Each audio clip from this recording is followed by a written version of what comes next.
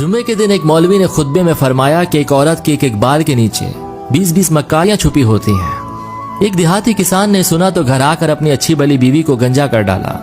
हालांकि इसकी बीवी ने कभी कोई ऊट पटांग फरमाइश भी नहीं की थी। फरिश्ता सिर्फ खातून थी।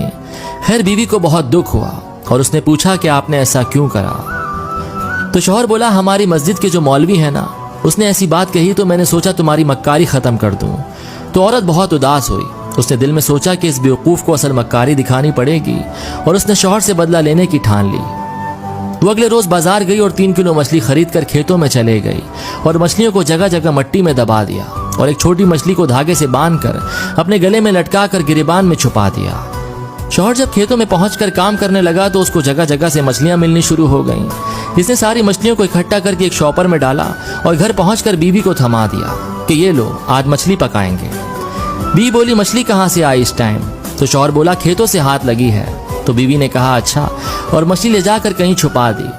खाने का टाइम हुआ तो शौहर ने पूछा, खाना तो ले आओ। बीवी बोली, कुछ हो तो पकाऊं।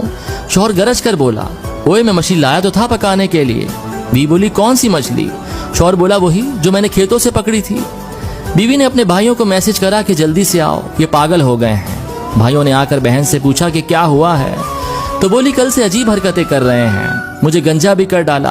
खैर ये बात तो मैं सह लूंगी, लेकिन अब मुझे कह रहे हैं कि मछली पकाओ। अब मछली हो तो पकाऊं ना। ये सुनकर शौहर बीवी को मारने के लिए उसकी तरफ लपका, लेकिन बीवी के भाइयों ने पकड़ लिया। तो शौहर बोला, झूठ ना बोलो, मैंने मछली खुद तुम्हें लाकर दी थी।